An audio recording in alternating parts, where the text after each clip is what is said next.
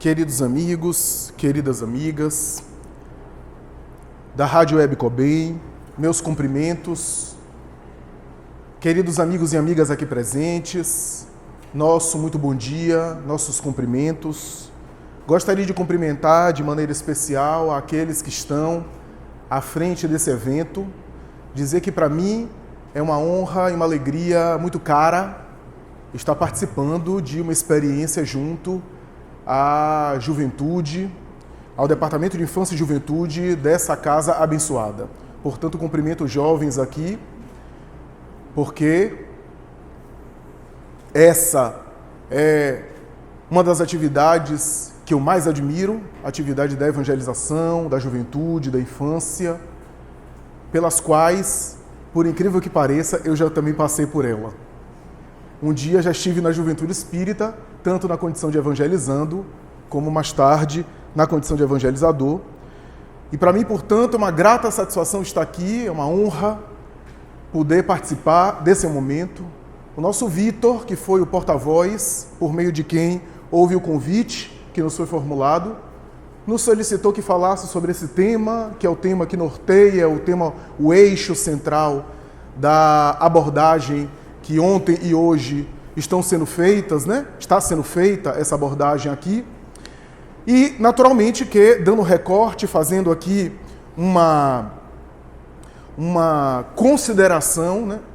Que contemple, que consiga alcançar tanto as necessidades gerais e o entendimento geral a respeito do tema daqueles que estão frequentando aqui, mas também que consiga alcançar o universo da juventude, o universo da evangelização infanto-juvenil, o universo que alcança também esse público esse que, na verdade, deve não ser seccionado, por isso que eu congratulo, seccionado da casa, mas que participa, como está participando aqui, de um evento que faz parte recorrentemente da casa, como é o caso da doutrinária de 9 da manhã dos domingos.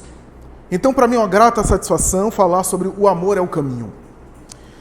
Diz o espírito Joana de Ângeles, no livro Amor, Imbatível Amor, na sua introdução, que houve um momento do antigo Império Romano quando aqueles costumes bárbaros começavam a ceder espaço a uma Roma, digamos assim, mais amadurecida do ponto de vista da compreensão da justiça, da sociedade.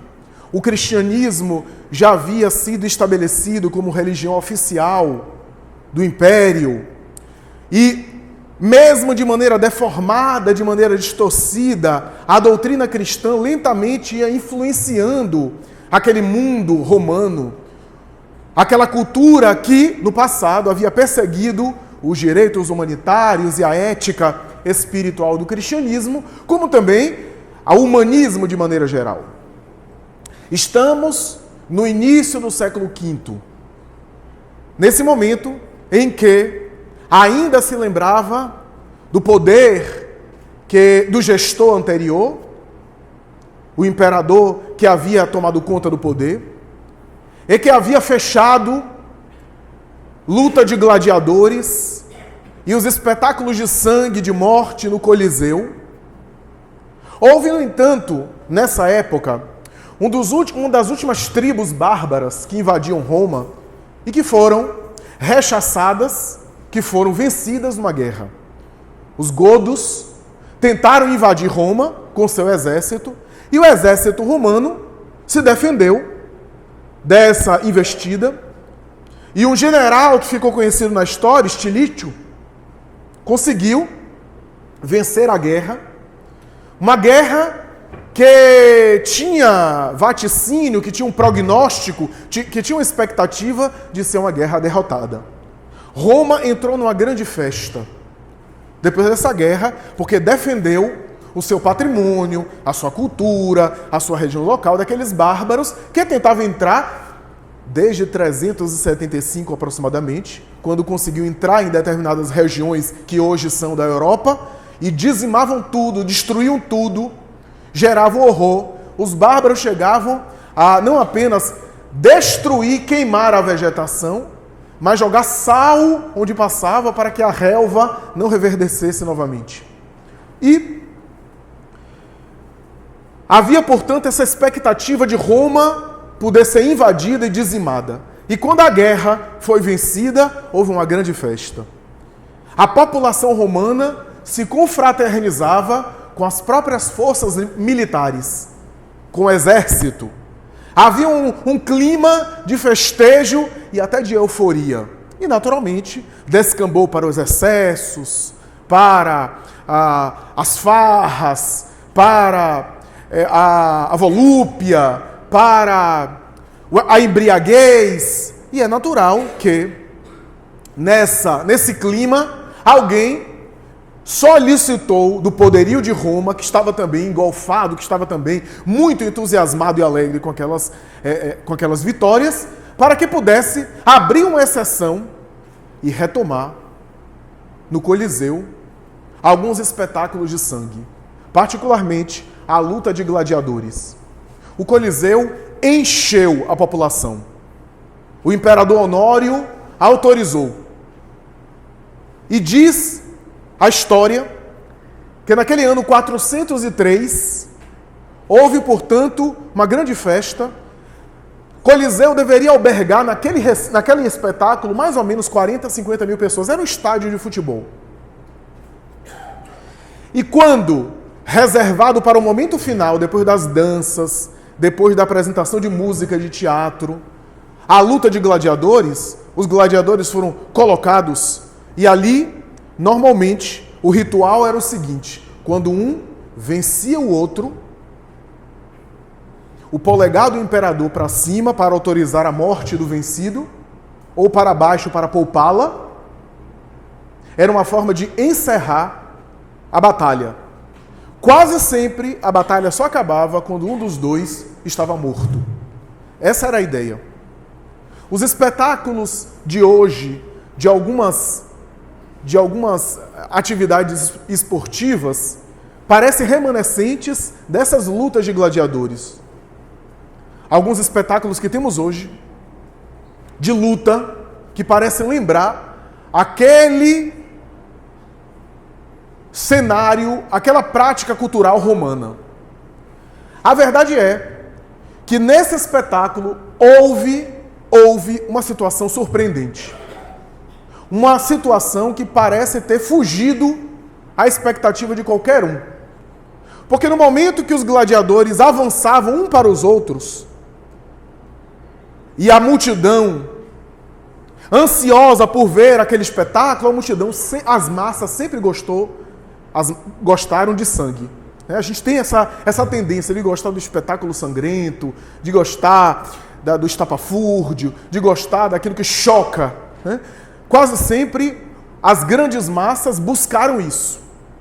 E naquele momento, diz ainda o espírito Joana de Ângeles, de uma das arquibancadas do Coliseu, um homem idoso se jogou.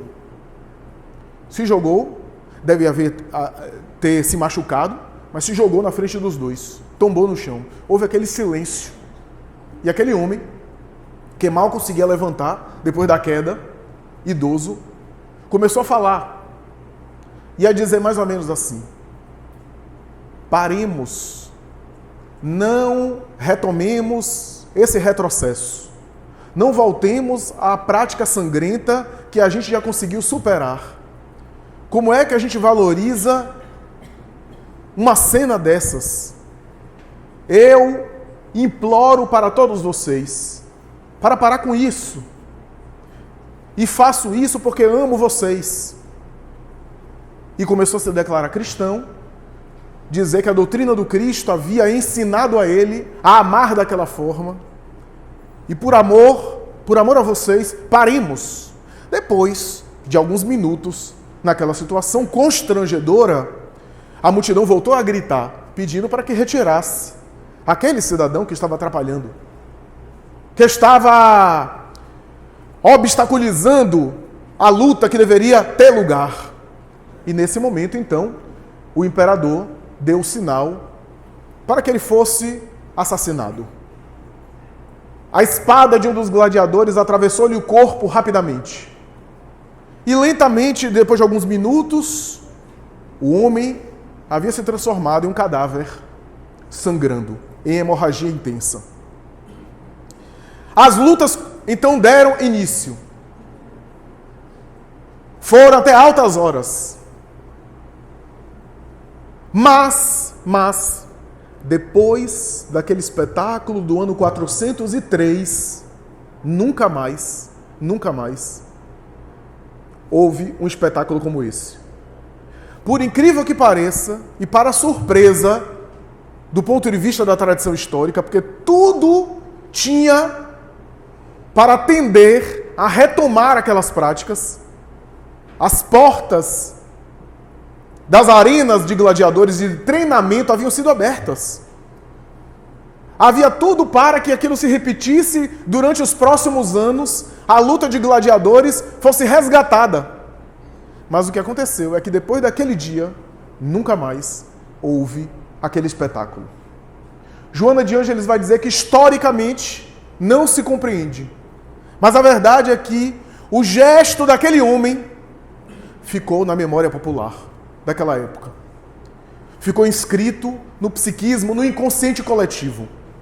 O gesto de autodoação, de renúncia, de sacrifício da própria vida, daquele idoso cristão, cujo nome não foi registrado na história. Ninguém ficou sabendo quem ele era. A história não registrou a sua pessoa. Mas aquele gesto de doação havia sido responsável, diz a benfeitora espiritual, por encerrar aquela batalha, aquela carnificina de sangue e de morte. Aquela cultura de morte ainda presente na tradição romana. Diz Joana, o amor daquele homem. O amor daquele homem modificara o paradigma cultural, aquela tradição que ameaçava retomar.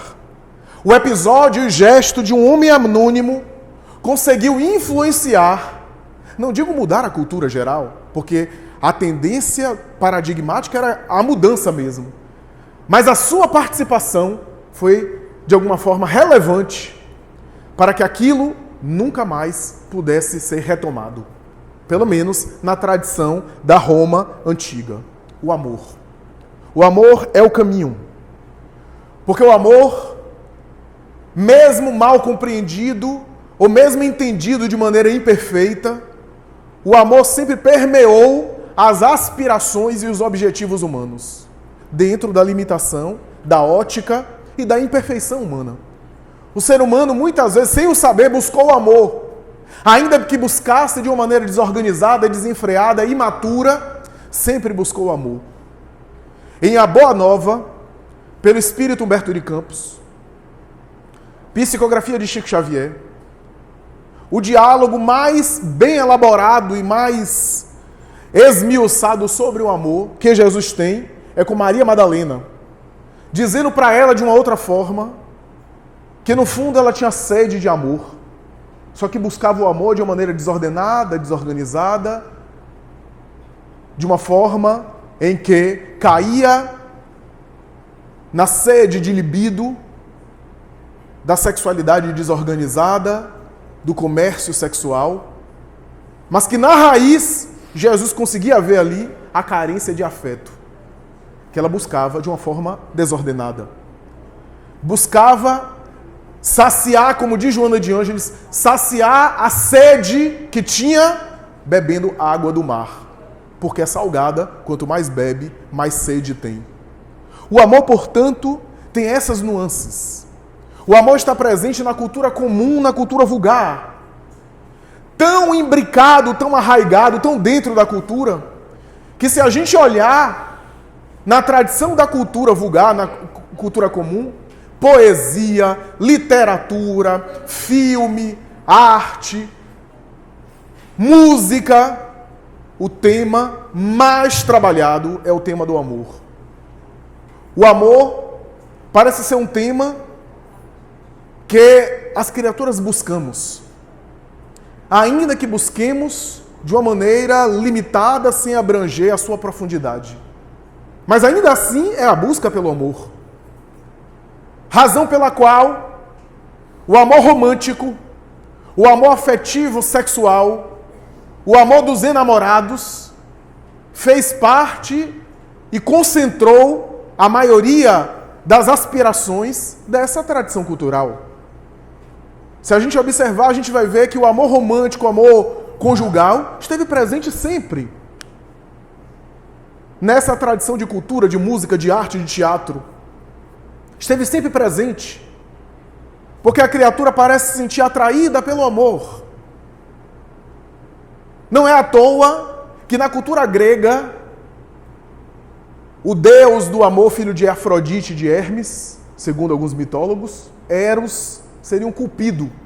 O deus do amor é um cupido, que estaria pescando os corações. É claro que esse Eros, na tradição erótica, na tradição da mitologia, tem a ver com o amor eros, portanto, o amor erótico, que é uma das formas de manifestação do afeto, uma das expressões. Mas isso está tão arraigado tradicionalmente que ficou presente isso. A ideia do cupido, que tem noção da cupidez, portanto, ou seja, da sensualidade, e que estaria naturalmente buscando os afetos, os enamorados, que é uma das manifestações, que não é negativa, é apenas um dos aspectos. O amor pode se manifestar através do vínculo conjugal, por intermédio das expressões do casal. Mas o amor não se limita a isso, embora possa se apresentar através disso. Porque através dos papéis que eu exerço no mundo, através do local que eu estou, através do tipo de relação que eu estabeleço, eu expresso o amor de uma forma. Eu não posso, ou eu não devo, expressar o meu afeto por um filho com as mesmas características que eu expresso um afeto na relação, por exemplo, conjugal, sexual. O sentimento é o mesmo, em gradações diferentes, e em manifestações distintas, porque o tipo de relação é distinto. Da mesma forma que a relação, a expressão da amizade tem características onde o amor é expressado, que difere, por exemplo, da relação mãe-filho, que tem outras características, inclusive o cuidado, a responsabilidade, a depender do contexto aí maternal-filial. O que significa dizer que a forma de expressar o amor difere. Difere, e por isso que o amor é grandioso. Porque se houvesse só uma forma de manifestar o amor, se para a gente amar a gente tivesse que adotar determinado comportamento apenas, o amor seria limitado e não conseguiria abranger tudo. O amor abrange todas as coisas, porque o que é comum é o sentimento. E a capacidade de penetrar nesse sentimento, de acordo com a maturidade de cada um, diverge. Mas a forma de se expressar difere a partir do contexto. O que significa dizer que há determinados contextos em que a atitude de amor é dizer palavras carinhosas. Em outros contextos, dizer palavras carinhosas pode pegar até mal. Em outros contextos, talvez fazer silêncio seria atitude de amor. Por quê? Porque o amor abrange todas as coisas. E para abranger todas as coisas, o comportamento de amor se modifica a partir das contingências. Mas o sentimento é único. O sentimento é o mesmo. A forma de expressar, da mesma forma que, a depender do nível de maturidade, eu sempre falo isso. Se você tem um filho pequeno, com 3, 4 anos, com 2 anos, você tem uma forma de expressar o afeto que é diferente quando o filho fica com 20. Por quê? Porque com 2, 3 anos, o menino quer se jogar numa janela dessa daqui, ele não tem discernimento, ele se joga. Você não vai deixar. Você tem que ter um amor cuidado, um amor que impõe mais, um amor que exerce um controle maior. E é adequado àquilo. Porque deixá-lo a si mesmo com 4 anos seria não amá-lo. Seria ser negligente com ele e deixá-lo numa situação difícil. A prejuízo dele, por risco da vida dele. Mas se seu filho tem 30 anos e você continua querendo sufocá-lo ou abraçá-lo, aí já pega mal. Aí você tem que deixar ele por si mesmo entre aspas, estimular sua autonomia, o seu desenvolvimento. Então, o que é amor em uma fase, já não é em outra fase. Em termos de conduta, em termos de expressão. O que é atitude de amor em um contexto, no outro pode ser de desamor. Ou, como diz a mensagem que foi lida aqui, um amor ainda não educado, um amor ainda primitivo, um amor ainda alterado, um amor ainda em fase... Porque tudo segue o espírito de sequência na natureza. Tudo segue o espírito de sequência fenomenal. Esse espírito de sequência que faz dos instintos mais primários saírem sentimentos superiores. Diz Emmanuel, em uma das suas obras, que as paixões mais primitivas não são anuladas, não são sufocadas, não são destruídas, são modificadas. O que significa dizer que, se são modificadas, os sentimentos de degraus mais altos começou com elas. Nada é perdido. Há um espírito de sequência. Daí a crueldade é o amor que se tiraniza. Por quê? Porque é uma potência mal direcionada. Que se fosse bem direcionada, já não seria mais crueldade. O ciúme, que seria o amor inseguro, ou algo assim. Tudo que foi lido aqui nessa mensagem, que é uma mensagem psicografada por João de Brito, do livro Falando a Terra, psicografia de Chico Xavier. João de Brito foi um grande santo da Igreja Católica de Portugal.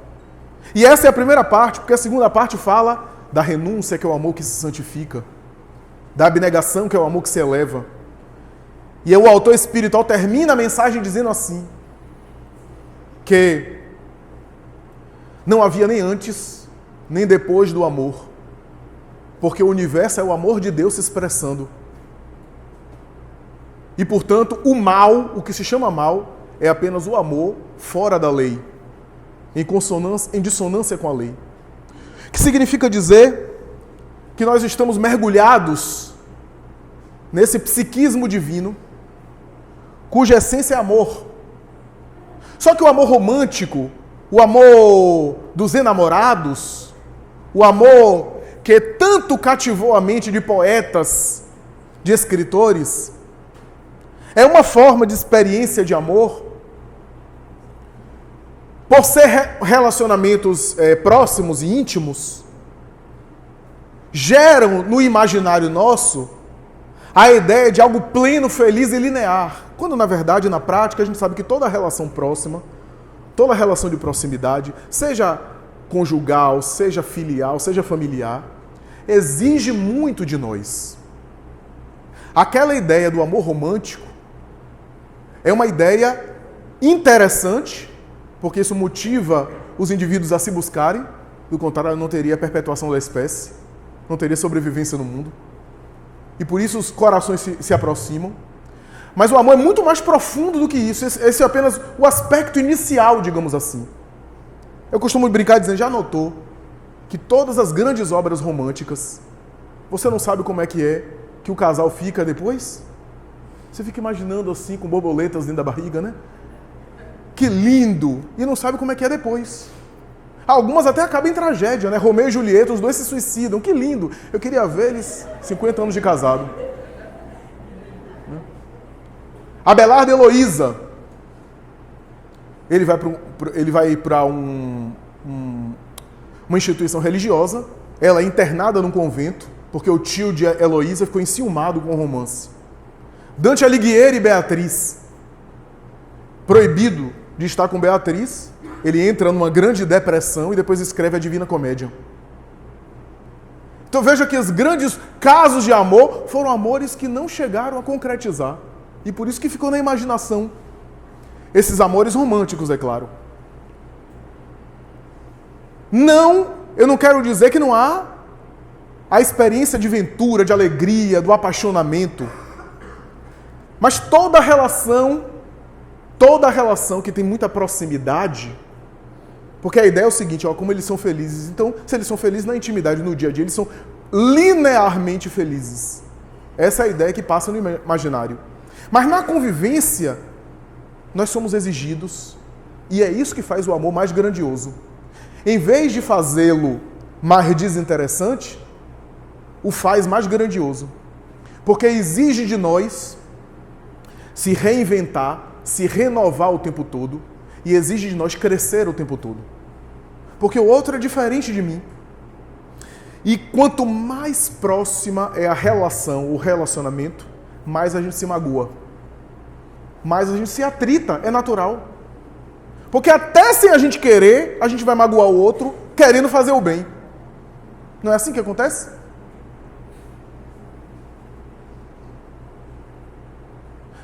Eu arrumo lá o sofá da sala de uma forma, aí o outro parente que chega acha aquilo péssimo e fica chateado. Eu fiz pensando em fazer o bem, mas para ele aquelas almofadas ali tá ruim. Então, até fazendo o bem, a gente faz o bem de maneira imperfeita, porque criaturas imperfeitas somos. E aí a gente se atrita. Convivência próxima tem a ver com atrito. E atrito tem a ver com ser incomodado. Desanimei um pouco, né, os casais. Mas isso não fragiliza o sentimento. Porque o amor que se robustece e que vence esses ajustes, cresce mais. Porque o amor não pode ser um sentimento frágil que se magoa facilmente. E a qualquer coisa, a gente já perde o amor, perdeu, acabou o amor. Como se fosse uma água mineral que acabasse. Se o amor é um sentimento, ele tende a se expandir e aumentar com a convivência. E a experimentar nuances diferentes. Você que tem um amigo, vou sair um pouco da órbita conjugal, você tem um amigo, 2, 3, 4 anos, agora tem um amigo que tem 20 anos, uma história com você. Aquela história, genericamente falando, ratifica e solidifica, porque você viveu várias experiências com ele ou com ela.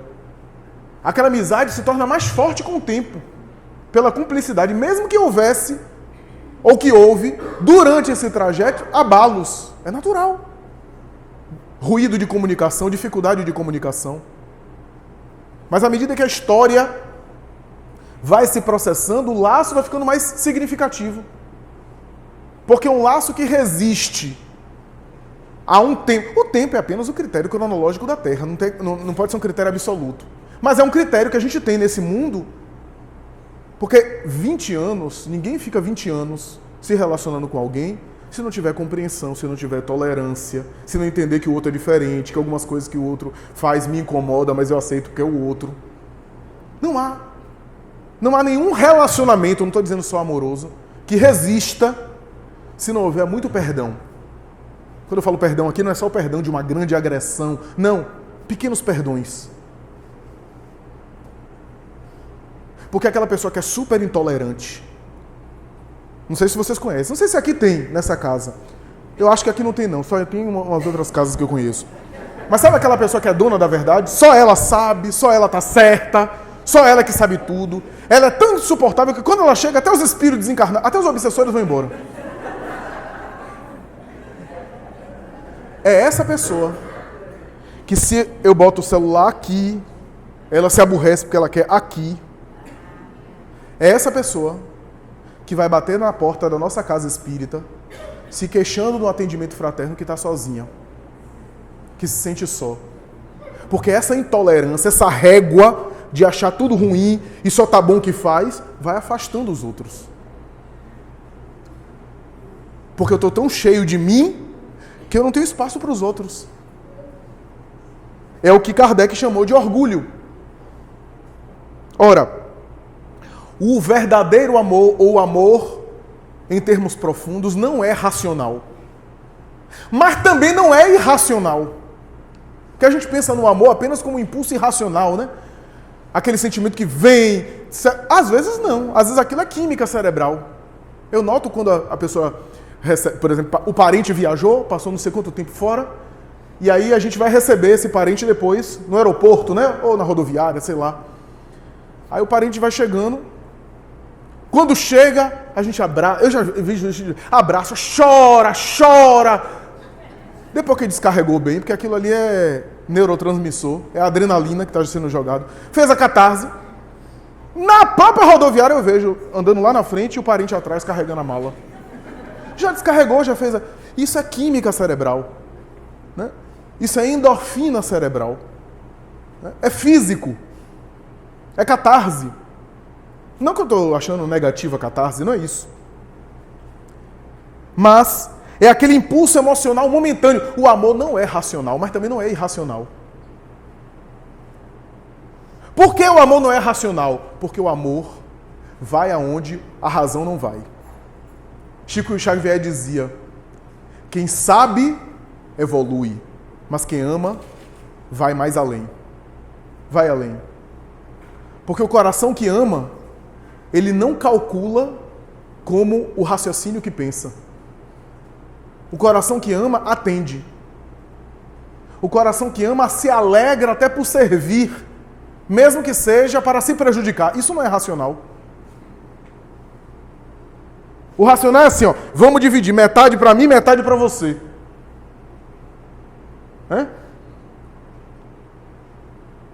O racional é o quê? Pô, tive um prejuízo, vou meter na justiça. Para quê? Para equilibrar meu prejuízo, me dar uma indenização. Isso é justiça, equilíbrio. Mas quando você é machucado e você devolve com o bem, onde está a justiça? Onde está a compensação? Não tem compensação. Se alguém te bater numa face, apresenta outra. Se alguém quiser andar contigo 1000 passos, anda 2000. Que programa fitness espiritual. Cooper de 2000 quilômetros. Então, por quê? Porque o amor é uma emoção, só que não é irracional, porque ela pode ser trabalhada pela razão. O amor não é racional, mas ela pode ser desenvolvida a partir da razão. Porque como é uma potência da alma, eu posso exercitá-la e direcioná-la com as minhas escolhas. Não é uma potência racional, mas a razão pode direcioná-la e pode otimizá-la. Uma mãe que vê um filho doente e escolhe ficar no leito do filho ali do lado dele, atendendo-lhe a enfermidade, cuidando dele, essa é uma escolha racional. Ela escolheu porque tem limitações, porque fica cansada. Claro, está no corpo. Mas é uma escolha racional. Alguém que me dá trabalho na relação familiar e eu escolho ter paciência com a pessoa. Eu escolho tratá-lo bem, mesmo ele me tratando mal. Isso é uma escolha racional.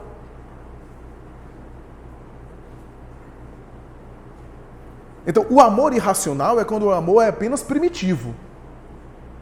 O amor tem um aspecto que eu escolho amar, que eu escolho ampliar o meu raio de ação do amor, que eu escolho me dedicar a alguém, que eu escolho me abnegar por alguém. Isso é uma escolha consciente. Porque a gente acha que amor é uma coisa, a razão é outra.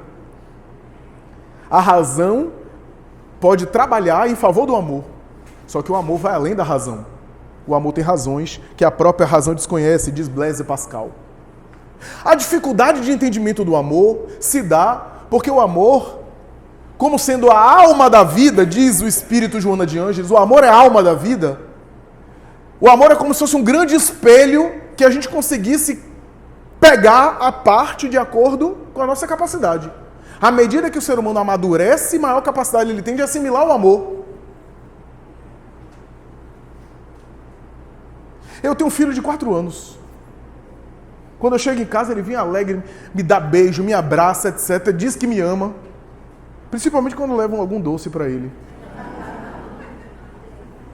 A compreensão que ele tem de amor nessa idade não é a mesma que eu tenho. Porque às vezes, por amor, eu faço algumas coisas que ele não gosta. E ele me diz, eu não te amo mais. Levo ele para a escola, ele não quer ir para a escola, quer ficar assistindo desenho. Fica chateado. Para ele, eu não estou o amando. Então a compreensão é outra. Ele não tem condição de compreender o amor que eu tenho dele, por ele. Mas ele tem uma dimensão do amor, do afeto, dentro da mentalidade dele. Ou seja, à medida que a gente amadurece, a gente vai abraçando maior parcela desse amor divino. A compreensão é tão difícil que os judeus, na época de Jesus, também entendiam o amor de uma maneira distorcida. Embora, na tradição judaica, não há muito espaço para o amor aparece de maneira bem isolada. Bem isolada. Há 2 momentos em que a expressão do amor aparece de uma maneira assim, pontual, mas de uma maneira assim clara. O primeiro deles é o amor a Deus, que Moisés estabelece, ainda que os judeus entendessem o amor a Deus como um conjunto de práticas litúrgicas, religiosas, rituais. E o segundo está em Levítico, capítulo 18, versículo 19, do Velho Testamento, quando Moisés escreve... Olha, os mandamentos de Moisés são 10, né? Mas na verdade a legislação de Moisés são 613 mandamentos. Depois ele resumiu em 10, aqueles 613. Levítico, capítulo 18, versículo 19, diz Moisés: ama ao teu próximo como a ti mesmo. Aí você entende quando Jesus foi abordado pelos doutores da lei e perguntaram a ele: Senhor, qual é o maior mandamento? Ele: amar a Deus acima de todas as coisas. Esse é o maior de todos. E eu vos digo o segundo, que é semelhante a esse: ama teu próximo como a ti mesmo. Ele estava citando a tradição judaica. Ele estava dizendo que no Velho Testamento ele encontrava esses 2. Só que os judeus da época de Jesus, eles entendiam o amor ao próximo como amor à família. O amor ao próximo, na tradição judaica, era o amor entre eles. Próximo era os irmãos de raça. Portanto, estrangeiro, portanto, gentil, portanto, outras culturas, não era próximo. Tanto é que mais tarde, aí sim Jesus explicou o que era. Mais tarde, em uma conversa com os discípulos, ele vai dizer: ouviste, olha a expressão, ouviste quer dizer a tradição oral, do Talmud, né? O Talmud é um livro que foi uma tentativa de colocar em palavras a tradição oral, né? E não a lei, o Torá. Ouvistes o que foi dito: ama ao teu próximo e odeia ao teu inimigo, ou aborrece o teu inimigo. Eu, porém, vos digo: ama ao teu inimigo. Aí Jesus falou algo diferente. Aí ele começa a definir o que é que ele pretendia com amor, como ele colocava. Aí ele começava a definir o que é que era amor na concepção dele. Ama teu próximo, odeia o teu inimigo. Eu, porém, vos digo: ama ao teu inimigo. Fazer o bem àqueles que vos fazem mal. Aí ele colocou uma coisa que você não encontra em nenhuma tradição religiosa antes. Amor aos inimigos você não encontra. Você encontra até compaixão no budismo. Mas você não encontra o amor aos inimigos como Jesus falou. É uma proposta de fôlego. A resposta de Jesus. O que significa dizer, amigos, que quando 18 séculos depois, o Espiritismo retoma essa discussão, resgata essa discussão do amor, a doutrina espírita vai dizer o seguinte: a lei de Deus, terceira parte do livro dos Espíritos, lei divina natural, que Kardec desmembra em 10 leis morais, as leis morais que compõem o cosmo, que compõem a cosmoética. A lei divina, é interessante que Kardec desmembra, né? Lei divina natural. Aí ele desmembra em 10, lei de adoração, lei de trabalho, lei de sociedade, liberdade, de igualdade. Ele vai desmembrando, né? Conservação, destruição. E aí na última lei, chamada lei de amor, justiça e caridade, ele colocou as 3, né? Amor, justiça e caridade, que é uma expressão de uma coisa só.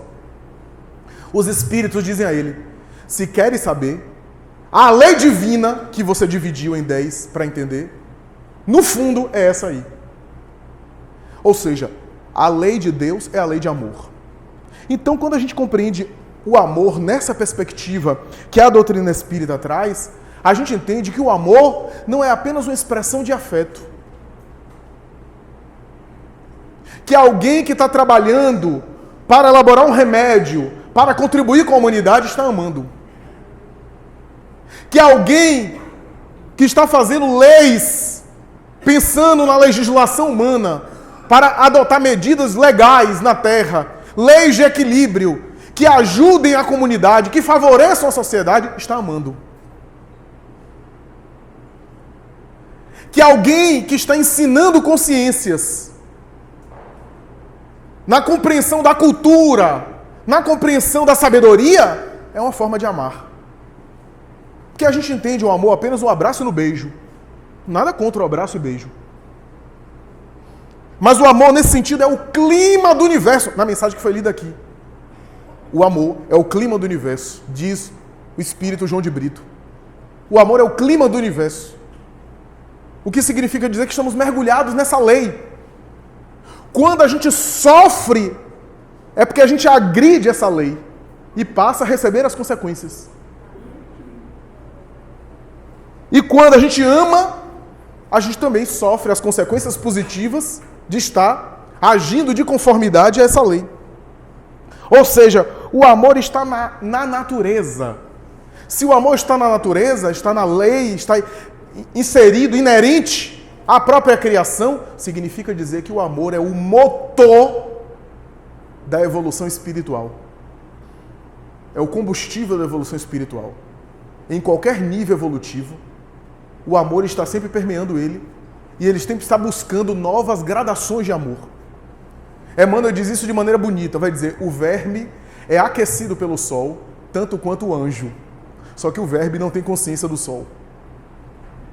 Ou seja, mesmo em fases primárias, o amor de Deus estava nos envolvendo, só que a gente não tinha consciência. O que mudou? O amor divino? Não, o amor divino continua. Mudou a nossa percepção. Foi a gente que, ao amadurecer, foi percebendo, foi tomando consciência desse sol que nos aquece. E ao ter consciência, muda muito. Porque quando eu tenho consciência daquilo que está me alcançando, eu posso vibrar em consonância. Eu posso retroalimentar. Ou se quiser numa linguagem atual, eu posso mandar o WhatsApp. Que é uma forma de fazer conexão. Ora, o que eu quero dizer com tudo isso é que, embora o amor no sentido elevado que Jesus estabeleceu, é o ápice da evolução, é ao mesmo tempo o meio da evolução. O amor é o meio da evolução porque à medida que a criatura progride, é porque ela está amando. À medida que ela está crescendo espiritualmente, é porque ela está assimilando cotas maior do amor divino e compreendendo o amor.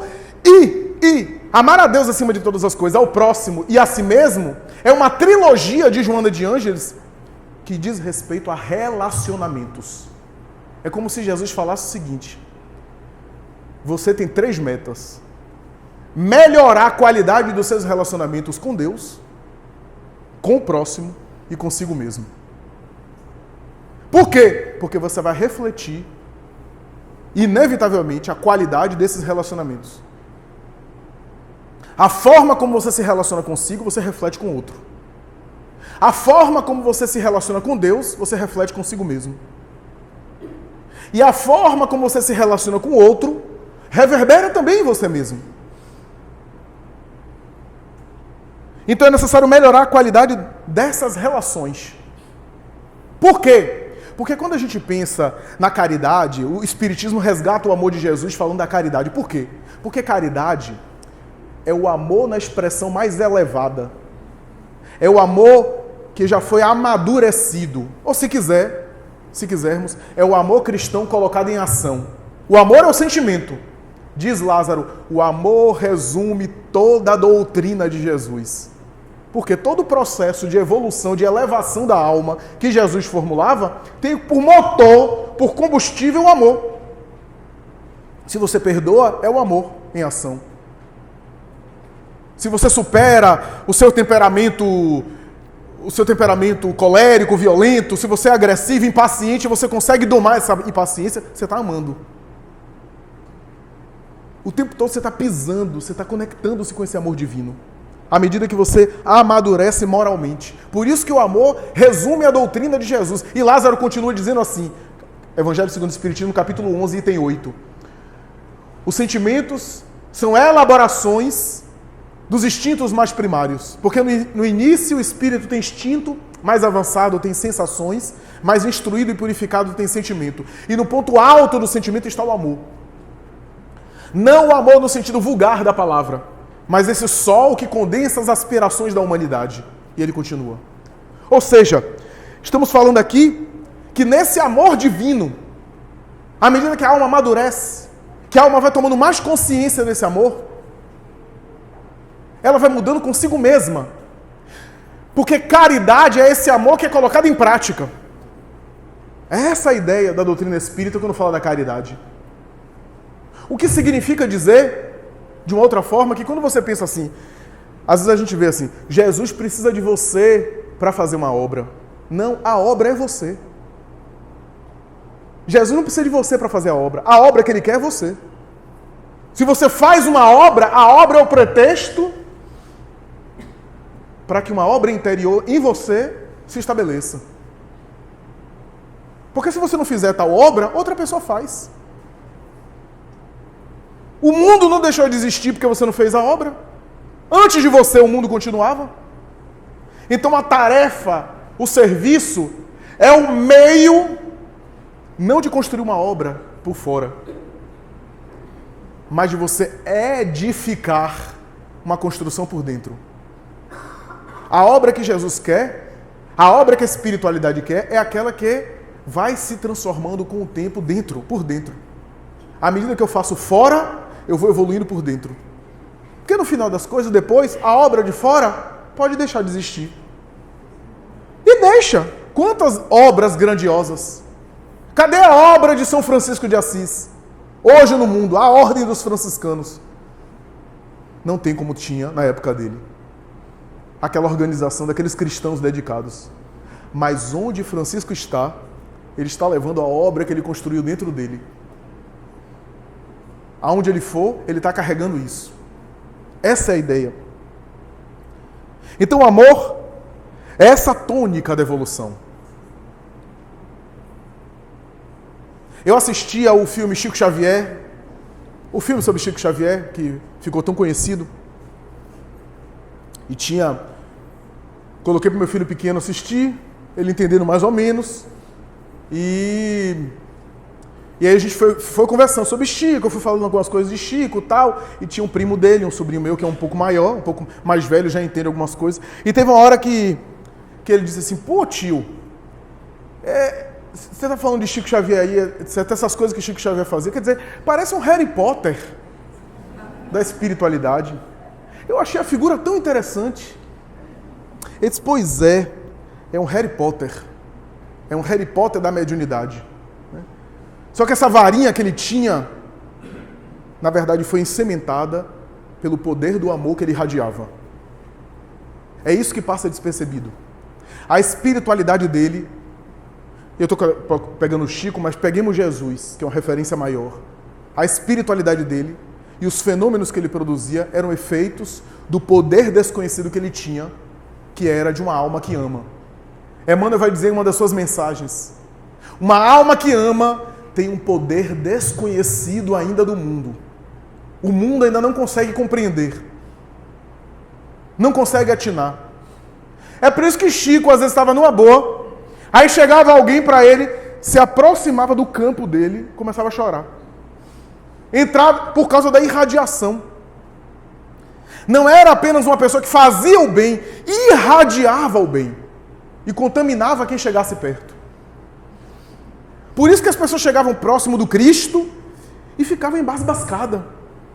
Não sabiam nem como reagir. Ficavam constrangidas pela irradiação.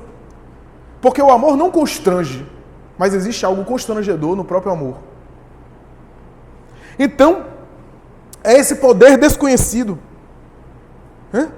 Esse poder desconhecido da alma que já ama e que contamina os outros. Mas essa alma que ama não começou assim produzindo mediunidade, curando pessoas, não. Emmanuel vai dizer em uma outra mensagem sua, quer ter uma mediunidade de cura? Quer curar as pessoas? Comece nessa encarnação a amar os doentes. A amar os doentes. Porque todo o potencial de cura começou nas pequenas expressões de afeto e de caridade, de compaixão. Então, o potencial de cura é algo que foi exercitado durante séculos, às vezes. Então, meus amigos, nós percebemos, portanto, que o amor tem essas nuances. Em fases mais primitivas, o amor se caracteriza em receber. Mais tarde, se caracteriza em dar e receber, a reciprocidade. Que é bem típico da experiência juvenil. É aquela coisa, eu te amo, viu? E fica esperando a resposta. Se a pessoa não dizer, eu também, o amor já acabou, né? É esse amor que precisa da troca, da reciprocidade. Até chegar nessa alegria que o irmão X vai dizer, os espíritos superiores sentem uma alegria de dar e de doar que nós não temos ainda. Os espíritos amadurecidos, eles sentem um prazer de dar, e mesmo quando a gente trata eles com ingratidão, eles ainda assim ficam satisfeitos, porque nós não podemos tirar deles eles terem dado para nós alguma coisa. E a alegria deles é poder ter doado alguma coisa. Servido. Essa alegria dos espíritos de escola é uma coisa admirável. Nós, no nosso nível, pelo menos colocando aqui por mim, a gente já sente algumas coisas que são lampejos daquilo que a gente um dia vai sentir. Eu falava aqui da relação com meu filho. A alegria dele é receber. Ele não tem condição de entender a minha alegria de estar servindo a ele ali. De às vezes estar apenas acompanhando ele, vendo a alegria dele. Essa alegria de ficar alegre por ver a alegria dele. É uma coisa que todos nós já sentimos com a alma querida, com o coração querido. Você pega uma mãe que amamenta. Eu conheço mães que amamentam e que tiveram problemas na amamentação, que tiveram dores para amamentar. E foram adiante. É sofrido? É. Mas ali tinha algo maior. Não. É importante a amamentação, etc. Então, isso é um pouquinho do que os espíritos superiores sentem quando tem a alegria de dar e até de sofrer. Não no sentido masoquista de gostar de sofrer. Mas aí a gente entende essas almas elevadas que chegam a ficar alegres por estarem derramando lágrimas em prol de outros. Por estarem experimentando sofrimentos que para nós é até incompreensível. Mas para eles tem um sentido maior. Por quê? Porque a gente não tem condição ainda de entender a alegria deles de dar. E o dar aqui não é apenas dar o material, é se dar. O amor atinge planos mais elevados quando o indivíduo se dá, se doa. Dar é importante. Oferecer, ajudar, é um ato de generosidade. Mas se dá, vai além. Aí você entende o Calvário de Jesus. Aquele momento da cruz, que é um momento muito triste, um momento de muito sofrimento, mas é um momento com uma grande mensagem. Ele escolheu, diz Joana de Ângeles, ele escolheu por amor, ele escolheu aquele sofrimento para nos ensinar. Aquela escolha dele não foi uma obrigação. Ele resolveu vivenciar aquelas experiências dolorosas para nos ensinar um modelo, para nos dar uma referência de como passar pelas vicissitudes da vida de uma forma elevada. Ele tinha a alegria de dar-se, de se dar, de se oferecer.